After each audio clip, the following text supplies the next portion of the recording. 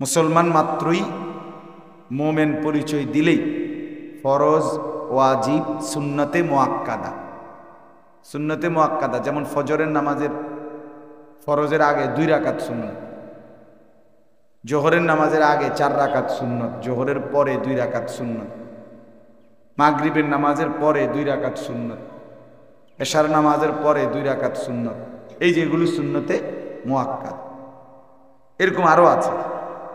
রমজানের শেষ দশকের এতেকাফ সুন্নতে মুআক্কাদা কেফায়া, মানে পালন করতে হবে, বাকি কিছু পালন করলে অন্যরাও হুকুম থেকে মুক্তি পাবে।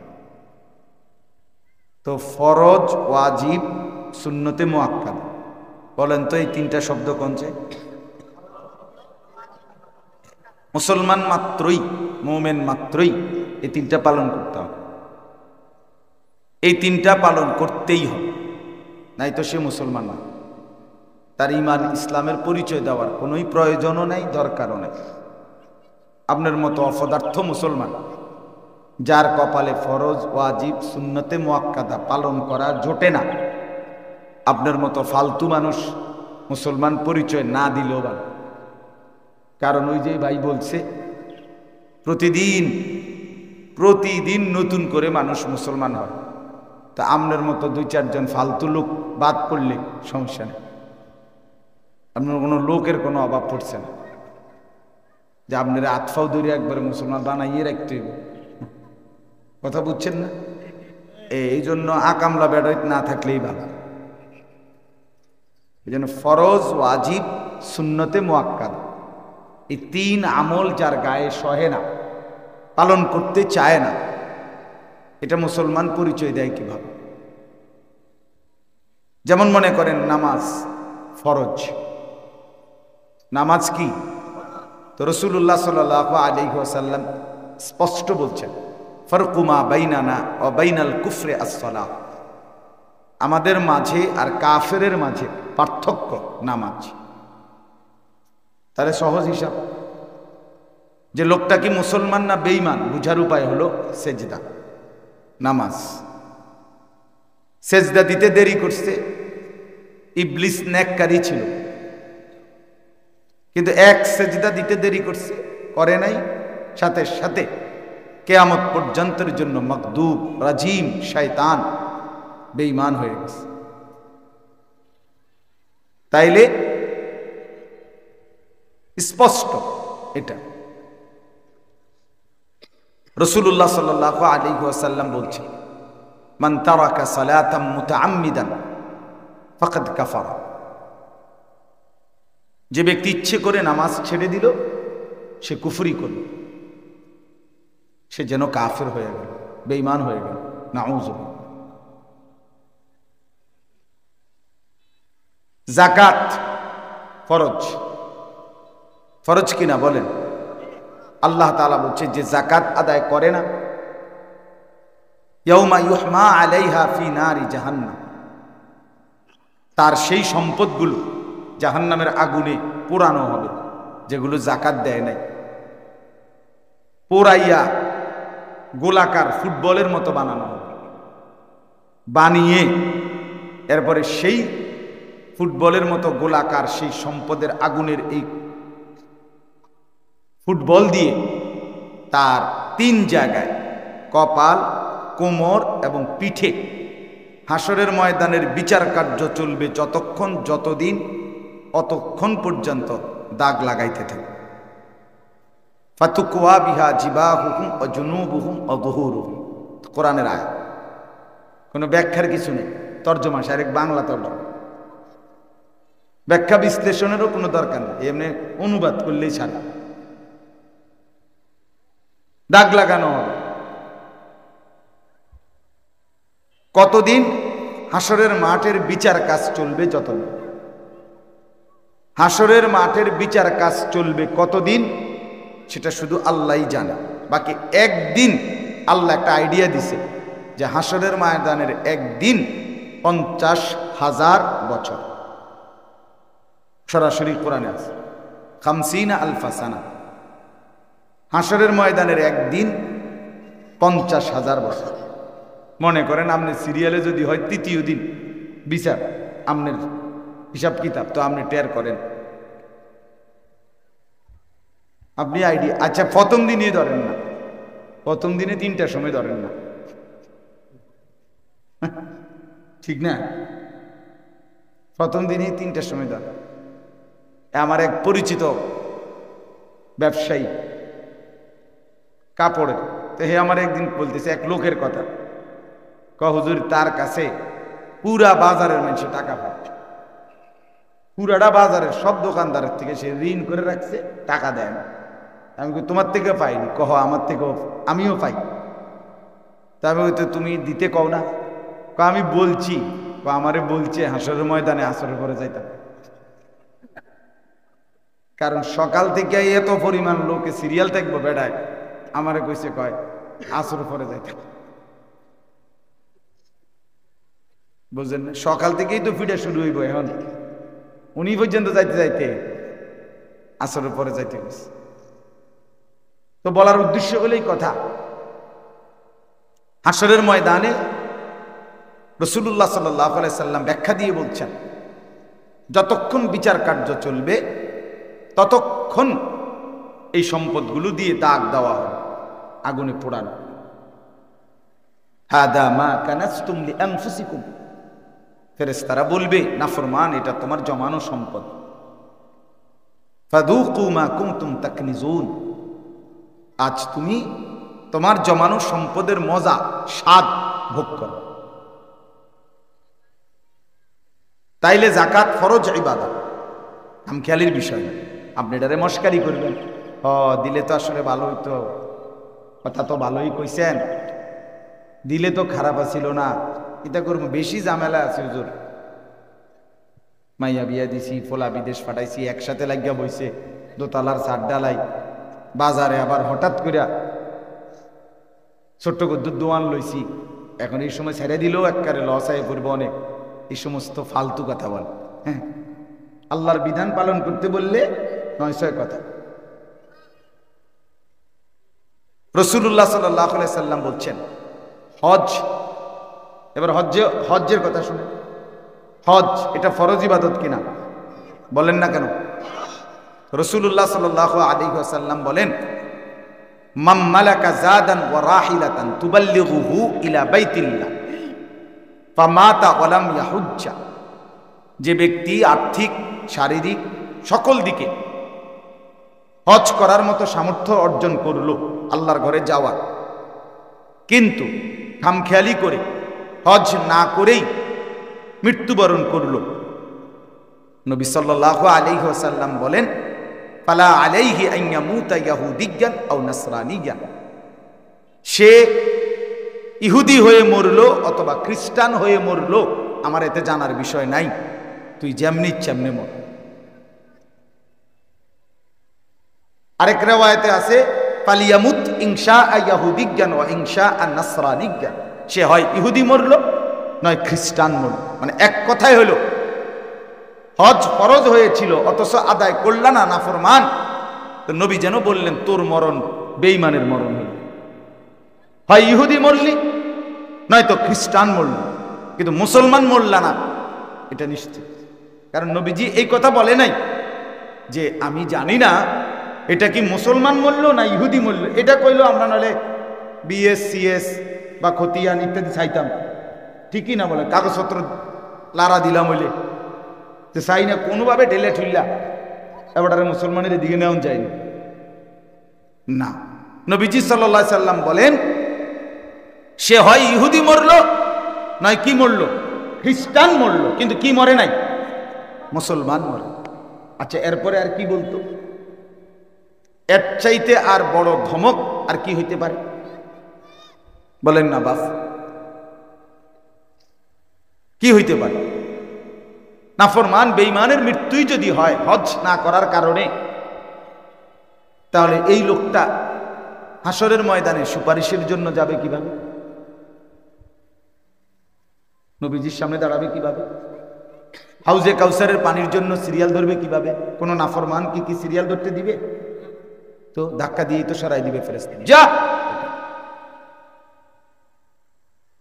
এই জন্য বাপ ফরজ ওয়াজিব নিয়ে খামখেয়ালি করতে নাই, সুন্নতে মুআক্কাদা নিয়ে খামখেয়ালি করতে নাই। রাসূলুল্লাহ সাল্লাল্লাহু আলাইহি ওয়াসাল্লাম বলেন, মান কানা লাহু সাআতুন ওয়া লাম ইউদাহি ফালা ইয়াকরুবান্না মুসাল্লানা। যে ব্যক্তির সামর্থ্য ছিল কোরবানির অথচ কোরবানি করল না, সে যেন আমাদের নামাজে, ঈদগাহে নামাজে না আসে। সাফ নিষেধ করছে। আল্লাহ নবী সাল্লাল্লাহু আলাইহি সাল্লাম বলেন, কোরবানি ওয়াজিব হয়েছে, নাফরমান দিলা না, তাহলে তোমার মতো অপদার্থ নামাজে আইসো, তোমার মতো নাফরমান ঈদগাহে আইসো না। তুমি বাইত ঘুম যাও, গোস্ত রানলে তোমার বেডি তোমার উড়াইবে, রুটি দিয়া গোস্ত খাইও, নামাজে আইসো। তুমি তো কোরবানি দাও নাই, তোমার বাপের কোরবানি, সংসারের যে কোনো একজনের কোরবানি নিয়ে তুমি চালাই দিছ। আমি এটা বলতেছি আপনার ঘরে মাসালা, একটু পর আগে কথাটা বুঝাইলাম। তাইলে কি বুঝলেন? মূল কথা আমি এটা বুঝাইতে চাচ্ছি, ফরজ ওয়াজিব সুন্নাতে মুআক্কাদা নিয়ে খামখেয়ালি করতে। রাসূলুল্লাহ সাল্লাল্লাহু আলাইহি ওয়াসাল্লাম বলেন, তোমারে যদি ঘোড়া তোমাকে পায়ের নিচে ফেলে পিষ্ট করে ফেলে, এতটা ব্যথা পাইছো তুমি, আহত, তবুও তুমি ফজরের 2 রাকাত সুন্নত ছেড়ো না। ফজরের 2 রাকাত সুন্নত ছেড়ে দিও না, কারণ এটা সুন্নতে মুআক্কাদা, এটা গুরুত্বপূর্ণ। নবী সাল্লাল্লাহু আলাইহি সাল্লাম বলেন, আমার সুন্নাত এভাবে ধরবা উম্মত, মাড়ির দাঁত দিয়ে কোনো কিছু মানুষ যেভাবে ধরে, কোনো মানুষের দাঁত সবারই 2 রকম, স্বাভাবিকভাবে এগুলা এই সামনের গুলো হইল সোজা, আর মাড়ির গুলো বিছানো, ঠিক না? আরেক রকম না ভিতরের গুলা। তো কোনো মানুষ যদি এই সামনের দাঁত দিয়া কিছু কামড়াইয়া ধরে, এটা খুলতে সহজ, টান দিলেই কি হয়ে যায়, খুললাম। কিন্তু মাড়ির দাঁত, এই ভিতরের দাঁত দিয়ে যদি কিছু কামড়াইয়া ধরে ভিতর দিয়া, এটা খুলতে কঠিন, ঠিক কিনা বলেন? এটা কিন্তু টাইট করে ধরে, মানে কামড়াইয়া ধরে, যেটারে কয়, এইটারে কয় মাড়ির দাঁত দিয়া। টাইন না বের করা কঠিন, প্রয়োজনে হেইতেরে শুদ্ধা টাইন না নেওয়া লাগবে আপনি, কিন্তু খুলতে কষ্ট হইবে যদি টাইট মতো ধরতে পারে সে। এই জন্য রাসূলুল্লাহ সাল্লাল্লাহু আলাইহি ওয়াসাল্লাম বলেন, তামাসসাকু বিহা ওয়া আদ্দু আলাইহা বিন নওয়াজিজ। আমার উম্মত আমার সুন্নাতকে শক্তভাবে ধরো। কেমন শক্ত? মাড়ির দাঁত দিয়ে যেভাবে ধরো।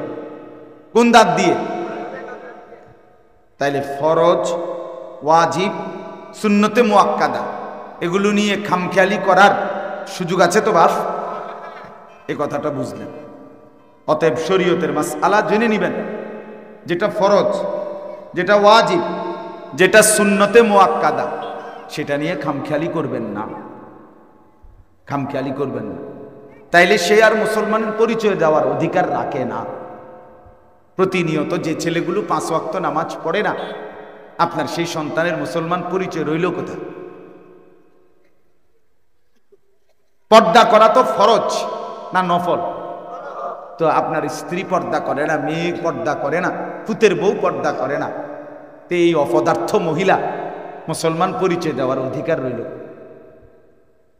হ্যাঁ,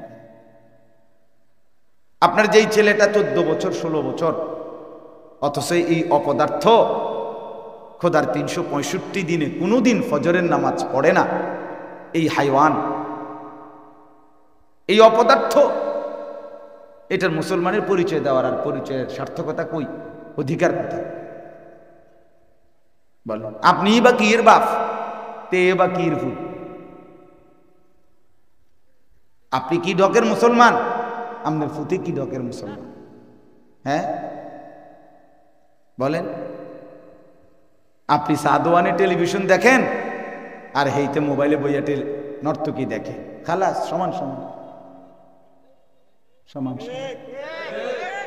আপনি 60 বছর বয়সেও বিড়ি খান আর হেইতে সে সমবয়সীদের লগে গাঁজা খায়, সমান সমান কাছাকাছি। হ্যাঁ, সাফ কথা, রাগ হওয়ার সুযোগ নাই। এ কারণে রাগ হইয়া লাভ নাই যে আমি আরেকবার আইবার খেয়াল নাই না, বাস্তবিকও এমনি তেমনই খেয়াল লইয়া হারি না। অনুরোধ আমার বাপ, সময় তো খুব কম, বলা তো দরকার অনেক সময়, অনেক কিছু, দিল তো চায়ও অনেক বলতে, কিন্তু আপনাদের কাছে অনুরোধ করলাম মেহেরবানি করে, এটা গুরুত্বপূর্ণ। জোয়ান বলেন, বুড়ো বলেন, নারী বলেন, পুরুষ বলেন, মুসলমান পরিচয় দিলে ফরজ ছাড়ে না, ওয়াজিব ছাড়া যায় না, সুন্নতে মুআক্কাদা বাদ দেওয়া যায় না। আমরা যদি একটু আরেকটু সবাই আন্তরিক হই, তাইলে আমাদের ঘর পরিবার, স্ত্রী সন্তান আরেকটু দিনদার হইত।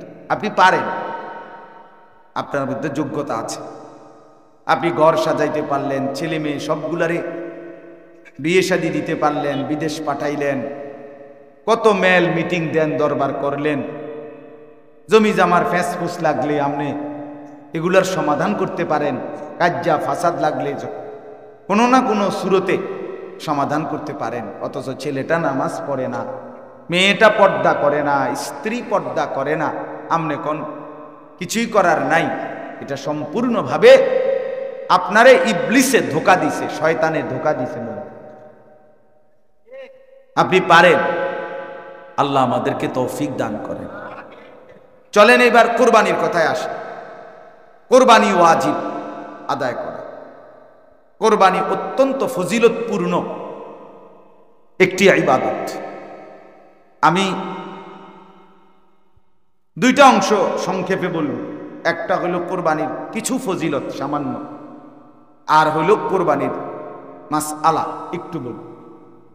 মাসআলা বলতে কুরবানিটা প্রকৃত অর্থে কার উপরে ওয়াজিব হয়, এই কথাটা বুঝে নেওয়া ভালোভাবে।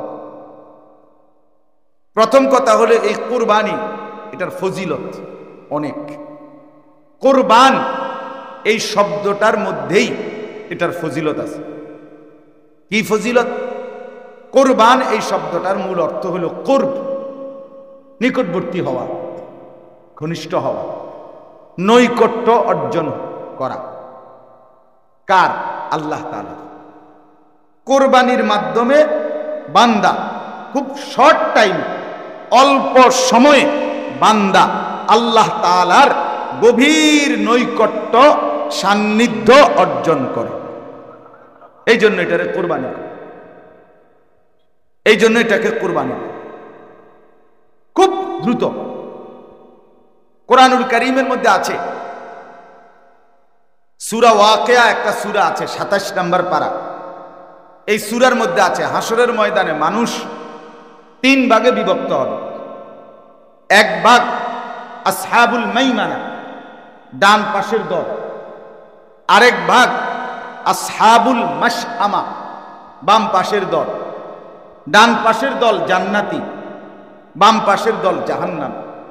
আর এই দুই দল ছাড়া আরেক দল থাকবে মুকাররাবুন, আল্লাহ তাআলার একান্ত সান্নিধ্যপ্রাপ্ত ঘনিষ্ঠ। এরা আল্লাহ তাআলার মুকাররাব বান্দা, উলাইকাল মুকাররাবুন, এরা আল্লাহ তাআলার ঘনিষ্ঠ। একেবারেই আল্লাহ তাআলা এদেরকে নিজের কুদরতি সিংহাসনের পাশে বসিয়ে তাদেরকে বিচার কাজ করতে গিয়ে আল্লাহ বলবেন, আমি বিচারের কাজ করি, তোমরা আমার ঘনিষ্ঠ, তোমরা বসো, তোমরা দেখো, চা নাস্তা খাও। তামগো বিচার, আরে দৌড়ো, তোমগো আবার কি বিচার? তোমরা বুঝো না আমার ঘনিষ্ঠতা পাইছো, মুকাররাব হইছো, এইটাই তো তোমাদের জান্নাতের দলিল। এই মুকাররাবুন, আল্লাহ তাআলার ঘনিষ্ঠ হওয়া, এটার একটা কার্যকর মাধ্যম। কি কি আমল দ্বারা আল্লাহর ঘনিষ্ঠ বান্দা হওয়া যায়, তার মধ্যে একটা হলো কুরবানি। একটা হলো কি বলেন না? কুরবানি। এই জন্য এটারে কুরবানি। কুরবান এই শব্দটা কোরআনেই সরাসরি ব্যবহার আছে।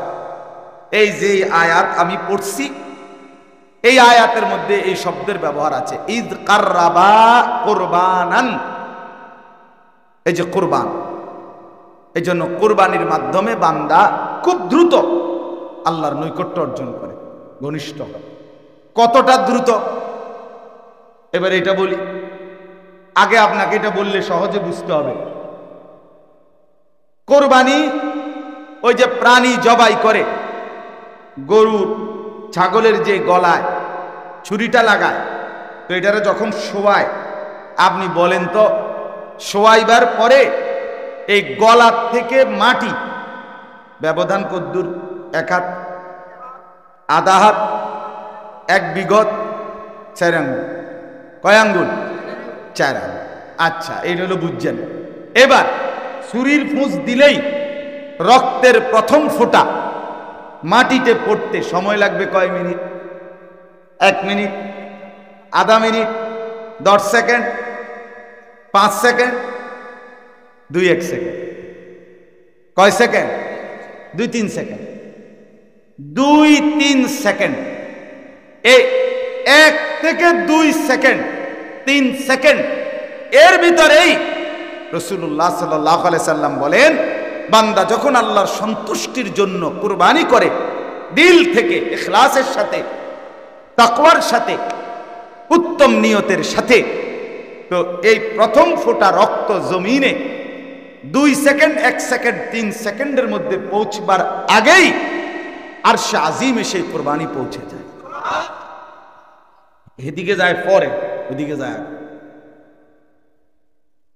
নিচের দিকে পরে যায়, উপরের দিকে আগে চলে যায়। ইন্নাদ দামা, এটা হাদিস সরাসরি, লা ইয়াকাউ মিনাল্লাহি বিমাকানিন ক্বাবলা আন ইয়াকাআল আরদ। রাসূলুল্লাহ সাল্লাল্লাহু আলাইহি সাল্লাম বলেন, রক্তের খবর, কবুলের খবর, নবীজি সাল্লাল্লাহু আলাইহি সাল্লাম বলেন, মাটিতে পৌঁছবার আগেই রক্ত, তার আগেই আল্লাহ তাআলার কাছে আরশে আজিমে পৌঁছে যায়। তাইলে বান্দা 2 সেকেন্ডে, 3 সেকেন্ডেই আল্লাহর ঘনিষ্ঠ হয়ে যায়, আল্লাহর সাথে সম্পর্ক কায়েম হয়। কয় মিনিটে? 2 সেকেন্ড। কথা বলেন না, কয় সেকেন্ডে? এই জন্য কোরবানিকে কোরবান করা, এটা দ্বারা নৈকট্য, ঘনিষ্ঠতা হাসিল। আচ্ছা, এরপরে দেখেন কোরআনুল কারীমের মধ্যে আছে, আরো আছে। আল্লাহ তাআলা বলেন, ওয়াল বুদনা জাআলনাহা লাকুম মিন শাআইরিল্লাহ। সূরা হজ্জের মধ্যে আছে, 17 নম্বর পারা। আল্লাহ তাআলা বলেন, কোরবানির জন্য নির্ধারিত প্রাণী, যে প্রাণীটাই বান্দা কোরবানির জন্য নির্ধারণ করে, সাথে সাথে এটা আমি আল্লাহর নিদর্শন হয়ে যায়। এবারটা যখন ঠিক করছে, এটা আমি এটা কোরবানি দিব আল্লাহর রহমতে কিনলাম, এটা বলার ফয়সালা করার সাথে সাথেই আল্লাহ তাআলা আরশে আজিম থেকে বলে ওঠে, বান্দা এটা এখন আর তোর না, এটা আমার। তাহলে কোরবানির জন্য প্রাণী যখন নির্ধারিত হয়, বান্দা নির্ধারণ করে, সাথে সাথেই সেটা আল্লাহ নিজের করে নেয়। তাহলে এটা কোরবানির ফজিলত কিনা? কথা বলেন না কেন? আল্লাহর সাথে সম্পর্ক কায়েম হয় কোরবানির মাধ্যমে। কয় মিনিটে? 2-1 সেকেন্ড। আর কোরবানির প্রাণী নির্ধারণের সাথে সাথেই সেটা আল্লাহর হয়েছে। আল্লাহ বলেন, মিন শাআইরিল্লাহ, আল্লাহর নিদর্শন। ও ভাইয়া ভাইয়া কথা বলেন না, বাপ কথা বলেন না, খামখেয়ালি করেন না, বুদ্ধি পরামর্শ আলগা জায়গায় গিয়ে করেন। সময়টা তো আর থেমে নাই, কি বলেন? তো আমি তো আসলে ভাবিই নাই, আমার সবুজ মাস্টার সাহেব উনি দাওয়াত দিছে, ডায়েরিতে ওনার নাম লেখ। আমি মনে করছি মসজিদে স্বাভাবিক এমনি ইসলাহি মজলিস হবে, অল্প কিছু মানুষ, মাশাআল্লাহ। আইসা দেখি প্যান্ডেল এবং বড় মাহফিলের মতো মানুষ। আপনাদের জন্য তো আসলেই দেখেই ভাল লাগছে আপনাদেরকে, যে আপনারা অনেক মহব্বত নিয়ে, এবং দেখছি আমরা এখানে খুতবা শুরু করে দিছি, ওইদের লোকজন দৌড়াই আইতে আছে তুফান কইরা। আল্লাহ তাআলা আপনাদের কদম কদম বরকত দান করেন। আমার বাপ তো আল্লাহ তাআলা বলেন, কোরবানি আমার নিদর্শন। প্রাণীটা, মসজিদ যেমন আল্লাহর নিদর্শন, কোরবানির প্রাণীটাও কার নিদর্শন? কোরআন যেমন আল্লাহর নিদর্শন, কোরবানির প্রাণীটাও আল্লাহর নিদর্শন। সুবহানাল্লাহ। এরপরে 3 নম্বরে আল্লাহ তাআলা বলেন লাকুম ফিহা খাইর। এটা গুরুত্বপূর্ণ, এই কথাটা মনোযোগ দিয়ে বোঝেন। অনেকগুলো ফজিলত বলার মতো সময় নাই, এই জন্য এটা খেয়াল করেন, শুনে। আল্লাহ তাআলা বলেন কোরবানির মধ্যে তোমাদের জন্য রয়েছে খায়ের, কল্যাণ। কি রয়েছে? এই কথাটা আপনি তো এমনি মনে করছেন কল্যাণ মানে কল্যাণ। কল্যাণ বলতে আপনি কি বুঝছেন এই এক কথায়? খোদার কসমে খায়ের শব্দটা অনেক ব্যাপক অর্থবোধক একটি শব্দ। অর্থাৎ এক মানুষের আপাদ মস্তক, এই আপনার মাথার চুল থেকে পায়ের নখ, আপনার ভেতর বাহির এবং আপনার পুরা হায়াত জিন্দেগি, জন্ম থেকে নিয়ে মৃত্যু পর্যন্ত জীবনে আপনার যত কল্যাণ দরকার সব এটার ভিতরে। কিসের ভিতরে? খায়ের। খায়ের বলার দ্বারা সব আছে। স্ত্রীর সুস্থতা, ছেলের পড়ালেখা, মেয়ের উত্তম বিবাহ শাদী, দোকানের ভালো বেচা কিনা, শরীরের সুস্থতা, হ্যাঁ, যেখানে যত কিছু আপনার দরকার, আপনার যেটা যেমনি হইলে ভালো হইতো, আল্লাহ তাআলা বলেন লাকুম ফিহা খাইর। আমার জন্য সম্পদ ব্যয় করিলে, আমার সন্তুষ্টির জন্য কোরবানি করিলে, এই যে খরচ করিলা, আমি ওয়াদা দিলাম বান্দা, এর মধ্যে তোমার সর্বকল্যাণ নিহিত রয়েছে। লাকুম ফিহা খাইর, সব কল্যাণ। আজকে আমি আসরের আগে এক মাদ্রাসায় বয়ান করছি। ওই ছেলেদেরকে, ছাত্রদেরকে বললাম, তালেব ইলম, তোমাদের জেহান, তোমাদের পড়ালেখার মনোযোগ, তোমাদের ভালো আলেম হওয়া, হাফেজ হওয়া, এই সব কিছু নিহিত আছে কোরবানির এই কাজের মধ্যে। কোরবানি উপলক্ষে মাদ্রাসার খেদমত করবা, আল্লাহ বলছে কোরবানির মধ্যে খায়ের আছে। তোমার যত খায়ের লাগবে আল্লাহ বলে সেটা আমি দিয়ে দেব, আমি দিয়ে দেব। লাকুম ফিহা খাইর। আচ্ছা, খায়েরের মধ্যে যে সব আছে এটার একটা দলিল, আরেকটা নমুনা, প্রমাণ দেখাই। প্রমাণ হইল রাসূলুল্লাহ সাল্লাল্লাহু আলাইহি সাল্লাম নিয়মিত 5 ওয়াক্ত যেই দোয়াগুলো নিয়মিত করতেন, নবীজি কিছু দোয়া নিয়মিত করতেন প্রতিদিন, বারবার। তো এই দোয়াগুলোর মধ্যে একটা দোয়া ছিল নবীজির, দেখেন খেয়াল করে আপনিও বুঝবেন। নবী সাল্লাল্লাহু আলাইহি সাল্লাম দোয়ার মধ্যে নিয়মিত বলতেন আল্লাহুম্মা ইন্নী আসআলুকা মিনাল খাইরি কুল্লি আজিলিহি ওয়া আজিলি। আল্লাহ, আমি আপনার কাছে সমস্ত খায়ের চাই, নগদ বাকিও, অর্থাৎ দুনিয়ারও আখিরাতও। তাহলে বোঝা গেল যে খায়ের চায়। নবী কি চাইতেন? আল্লাহর কাছে কি চাইতেন? আল্লাহুম্মা ইন্নী আসআলুকা মিনাল খাইর, খায়ের চাইতেন, খায়ের। তাহলে বোঝা গেল খায়েরের মধ্যে এটা যদি আল্লাহ বলে আমি তোমার খায়ের করলাম, তোমার কল্যাণ করলাম, তো মনে রাখেন আমার দুনিয়ার কল্যাণ, আমার আখিরাতের কল্যাণের জন্য আল্লাহর এই এক ফয়সালাই যথেষ্ট। অতএব কোরবানির মধ্যে এবার আপনি বলেন ঠকার সম্ভাবনা, লস হওয়ার সম্ভাবনা কয় পার্সেন্ট? 0%। কোনো সুযোগ নেই। আপনি ঠকবেন না, ঠকবেন না। আপনি গুস্ত মাইতেন না, আপনি গুস্ত আইডিয়া করেন না, আপনি গুস্তর হিসাব করেন না, জিন্দিগির হিসাব করেন। আফসোসের বিষয় হলো গুস্তের হিসাব করে, পরের দিন কয় কি অবস্থা, কেমন হইলো করবেন, আর একটা দরা একবারে শক্ত ধরা খাইছে। কিটা ধরা খাইছ? কয়েকবারে যতজনে দেখছে কইছে 4 মন হইব। ও মা মাইপা টেপা চাই দিয়ে 2.5 মন, আরো মনে 5-7 কেজি হইতারে। কইস না একবারে এরম ধরা বুঝি মানছে ধরা, এবার ধরা খাইছে। তা আপনার যখন ধরা একজন খাইছে, পুলিশ আপনারে নেয় না কা, আপনারে টাঙ্গাইয়া ফেটে না কা, আপনি যখন ধরাই খাইছেন, এটা বুঝি কথা হইল?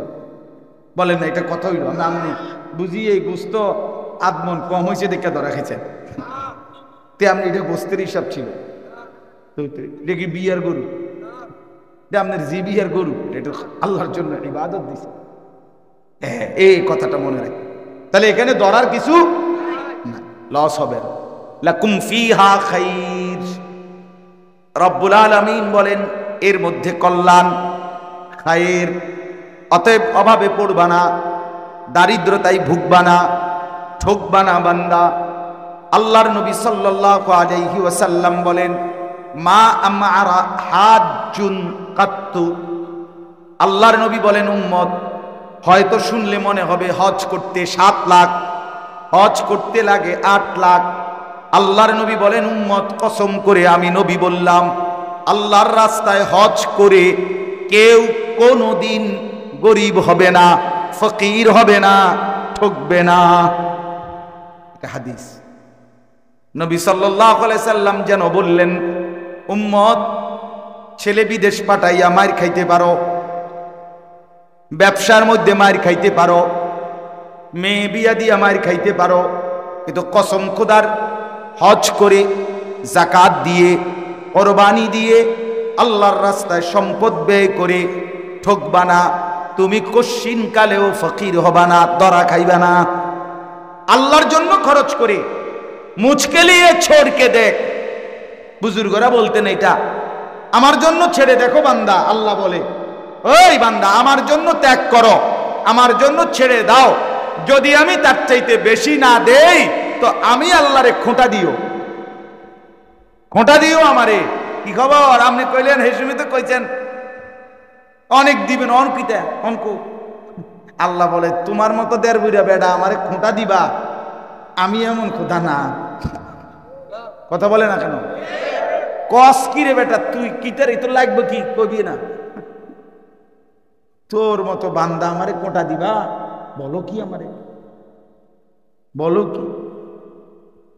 হ্যাঁ, এই জন্য আমি একটা বলা তো উচিত তা না, আপনাদের মধ্যে বাস আর্থিক ইবাদত অর্থাৎ টাকা খরচ মসজিদে, মাদ্রাসায়, কবরস্থানে, গরিব দুঃখীকে, অসহায়কে, বিধবা, আপন গরিব আত্মীয় স্বজন, যাকাত, কোরবানি, হজ, এগুলোর সাথে টাকার সম্পর্ক মানে আর্থিক, এইটার ব্যাপারে শুধু গরিমসি নয় ছয়, শুধু এদিক এদিক দিলাম হইলে কত বালাই, আসলে তো উচিত, কিন্তু বেশি ফেসে আছে, বেশি ঝামেলা আছে।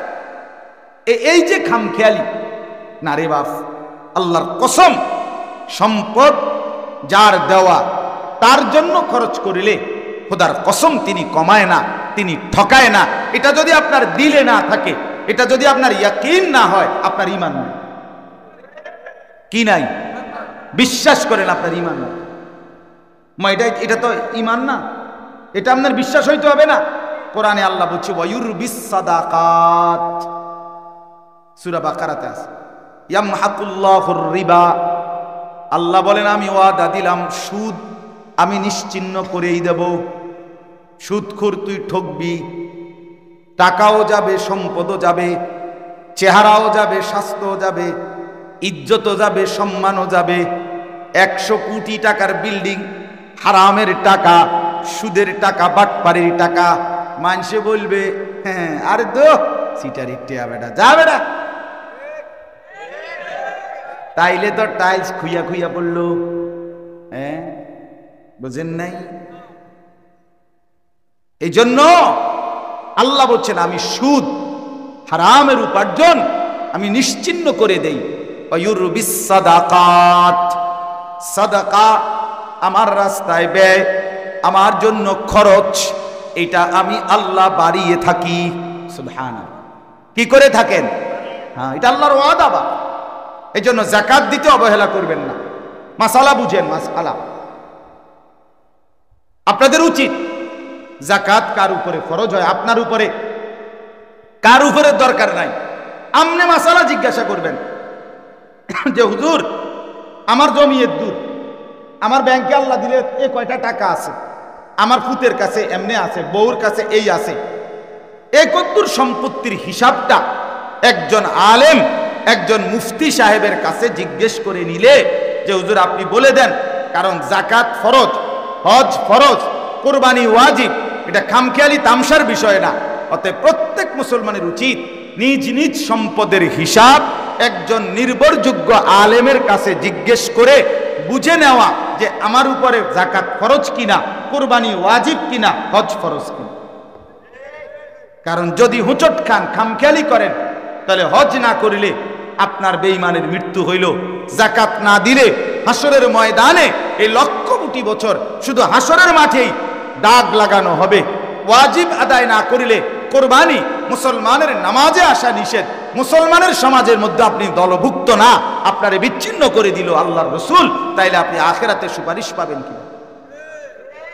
এই জন্য আমি অনুরোধ করলাম, একসাথে বললাম, উচিত ভাঙ্গা ভাঙ্গা বলা। আলহামদুলিল্লাহ আমি আমার মসজিদে জুম্মার বয়ানে ধারাবাহিক বলছি, ভাঙ্গা ভাঙ্গা বলছি, একবারে দাগ নম্বর খতিয়ান নম্বর লইয়া লইয়া করছি। হ্যাঁ, একবারে ভাঙ্গা ভাঙ্গা আপনি বুঝে নিবেন। ডাক্তারের কাছে লুকাইতে নাই, ডাক্তারের কাছে কি লুকাইতে নাই? কথা, রোগের বিষয় লুকাইতে নাই। ঠিক একজন আলেমের কাছে আপনি আপনার সম্পদের হিসাব লুকাবেন না। আপনি যত্রতত্র বলার দরকার নাই, কিন্তু যাকে আপনার পছন্দ হয়, যাকে আপনার বিশ্বস্ত মনে হয়, এমন একজন নির্ভরযোগ্য আলেম আপনার অঞ্চলে, আপনার সীমানার মধ্যে পৃথিবীতে নাই তো তাকে বলেন যে হুজুর আপনি হিসাব করে দেন। কারণ এটা তো ফরজ, এটা তো ফরজ, এটা তো ওয়াজিব।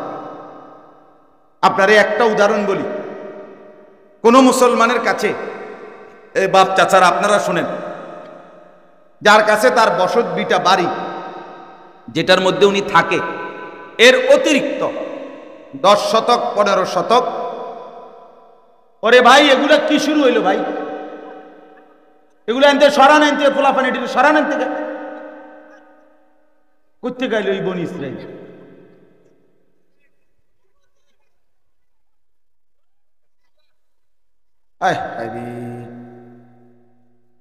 তো চলেন,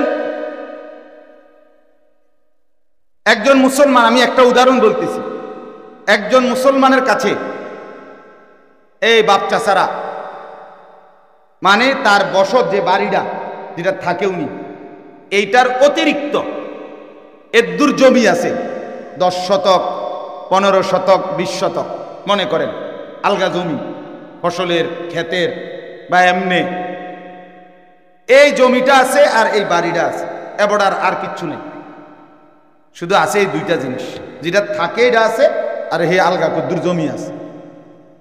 আর তার মনে করেন সংসারে বউ বাচ্চা নিয়ে আসতে যাবে, কথার কথা 7 জন 8 জন মানুষ। তো এই 8 জন মানুষের 1.5 মাস হজে যাইতে থাকতে আসতে লাগে, সর্বোচ্চ 1.5 মাস। এই 1.5 মাসে এই বউ বাচ্চার মৌলিক খরচ, ওষুধপত্র, কাগজ কলম, হ্যাঁ, বাজার সদাই, গ্যাস বিদ্যুৎ পানির বিল ইত্যাদি ইত্যাদি, এগুলোর যে টাকা লাগবে এইটা, আর হজের টাকা, যদি ওই জমিটার একাংশ, কিছু অংশ বিক্রি করলে 3 শতক 4 শতক 5 শতক বেচলে এই টাকাটা হবে, হজের টাকাও হবে, সংসারের এই কয়দিনের খরচার টাকাও হবে। কয়দিনের? ওই 1.5 মাসের। আর বাকি যে জমি আরো কদ্দুর রয়েছে, পুরোটা তো বেচছে না, এই বাকি জমিটা দিয়ে আসার পরে মধ্যম মানে সংসার চালানো যাবে আবার। তাহলে শুধু এটুকু সম্পত্তি যার আছে, যে সম্পত্তির একাংশ বিক্রি করলে হজের টাকা হয়, সংসারের এই 1.5-2 মাসের খরচের টাকা হয়, বাকিটা দিয়া আসার পরে সংসার চালানো যাবে ইচ্ছে করলে, এই লোকের কসম খোদার বাপ, যদি আর কোনো ব্যবসা চাকরি আর কিচ্ছু নাই, কুত বিদেশ নাই, আলগা কোনো টাকা পয়সা কিছুই নাই, ব্যাংকে ছাড়ে নাও নাই, শুধু জমিটা আছে, এটুকু জমি, তাহলে এই মুসলমানের উপরে আল্লাহর কসম হজ করা ফরজ, ফরজ, ফরজ। এখন বলেন কি পরিমাণ মুসলমানের উপরে হজ ফরজ? বলেন না, হিসাব করে বুঝছেন আমার কথাটা? কত পার্সেন্টের উপরে হজ ফরজ হবে এবারে? এই কথাটা আপনারাই কর, বিষয়টা বুঝছেন। আপনার যদি আপনি যদি মনে করেন আমি ভুল বলছি, ভুল বলার সুযোগ নয়। যে দেখেন না এতগুলো স্ট্যান্ড লইয়া খারাপ রয়েছে, এই যে পোলাপাইনের দেখছেন না, এগুলো লাগাই রাখছে। আর এটা তো সারা পৃথিবী দেখে, বাংলা ভাষাভাষী সারা বিশ্ব দেখে। বুঝ করেই তো কইছি, কথা বুঝছেন কিনা বলে। আমগো বয়ান তো অসংখ্য যুবক মানুষ মোবাইলে দেখে না, তার মানে তো জানি, তো বুঝিয়েই কইলাম। আপনি বলেন কি পরিমাণ মুসলমানের উপরে হজ ফরজ, অথচ ছেলেও বিদেশ, ব্যাংকে টাকা আছে, বাজারে দোকান আছে, ব্যবসা আছে, জমি আছে, এ সব দি বেচ্চা হায় নাফরমান।